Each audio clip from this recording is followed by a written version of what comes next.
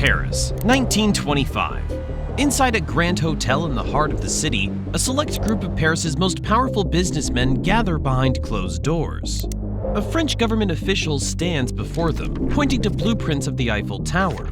He speaks with authority, revealing the big secret, that the government has decided to sell the iconic Eiffel Tower to the highest bidder, and that they have been chosen to take part in this privileged deal. A spark of surprise and excitement passes through the room. Every man recognizes the weight of what's being proposed, eager to grab this confidential, once-in-a-lifetime opportunity. The deal seems legitimate. After all, the documents bear official government seals, stamps, and signatures. But none of them realize the truth. The man leading this secret meeting isn't a government official at all. He's one of history's greatest con men. He's the man who sold the Eiffel Tower not once, but twice.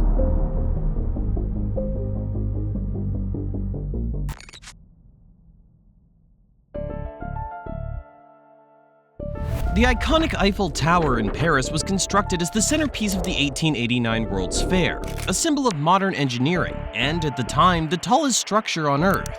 When it was built, it was never meant to be permanent.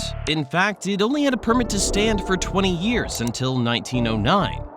But because of its growing importance for radio transmissions, Paris chose to keep the tower beyond its original 20-year permit.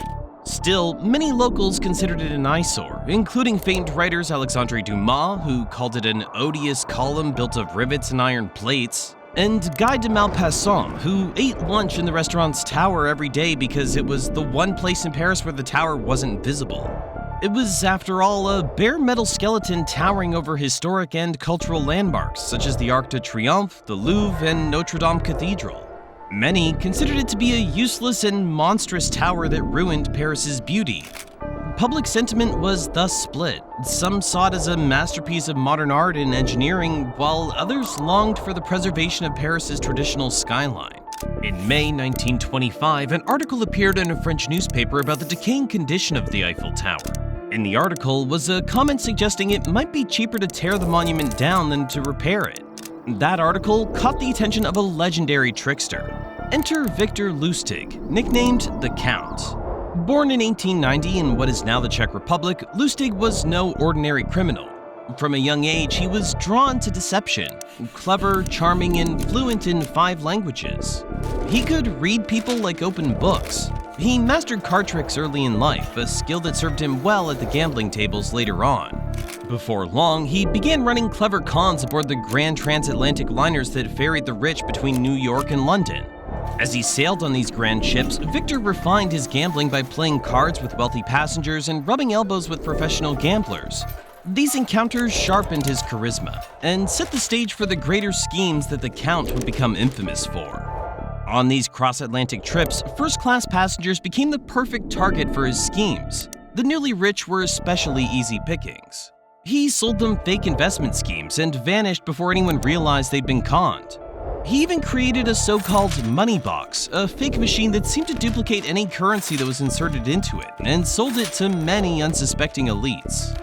Now, staring at the magnificent tower in the distance and inspired by that newspaper article, Lustig began planning his boldest con yet, to sell the Eiffel Tower itself.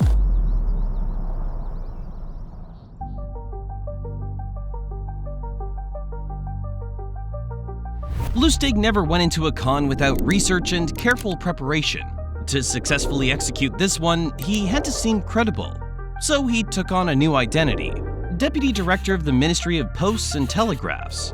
He forged government stationery, letterheads, business cards, and documents bearing his new title and official government seal.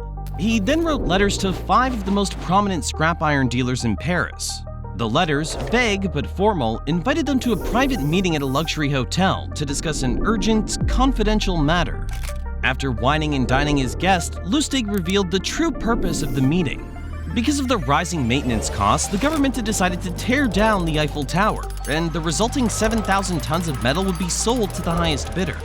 As part of his pitch, he reminded them that the tower was built as a temporary structure for the 1889 World's Fair. He quoted Dumas and Maupassant, playing on their disdain to justify his case. He spoke passionately about the financial burden of maintaining the tower, and how secrecy was crucial to avoid public outrage. Lustig gave an emotional performance, and by the time he finished, the scrap dealers were completely taken in by his story and performance. A few days later, they submitted their bids. But as a top con man, Lustig had already chosen his mark, André Poisson, an ambitious dealer new to Paris who was eager to establish himself among the city's elite. Lustig informed Poisson that he had won the right to Eiffel Tower's medal for approximately $1 million in today's money. But there was a small problem. Lustig explained that while public servants like himself were expected to dress well and entertain lavishly, they earned only a modest salary. Poisson understood that he was being asked for a bribe to secure the deal. He assumed corruption was simply how government business worked and discreetly paid a bribe for that lucrative deal. And with that, Lustig disappeared. With a suitcase full of cash, passport in hand, and a smile on his face, Lustig slipped out of Paris without a trace. Soon after, Poisson realized something wasn't right, but he never reported the scam. The money was likely gone either way, and exposing the con would have only made him the laughingstock of Paris's business community. Or worse, implicate him in a bribery scandal. So, the man who bought the Eiffel Tower stayed silent, and the con man who sold it vanished untouched. Lustig spent some time away from Paris. 6 months later, he returned, with the same scheme, the same forged government documents, and the same charm that had fooled Paris once before. Once again, he gathered a group of scrap dealers and convinced one of them that the Eiffel Tower was his for the taking. The deal was sealed, and just like before, Lustig walked away with a hefty payment. But unlike Poisson, this new buyer went straight to the authorities after realizing he'd been conned. By the time they began their investigation, Lustig had already vanished, boarding his ship to the United States, unaware that the law would catch up to him sooner than he ever expected.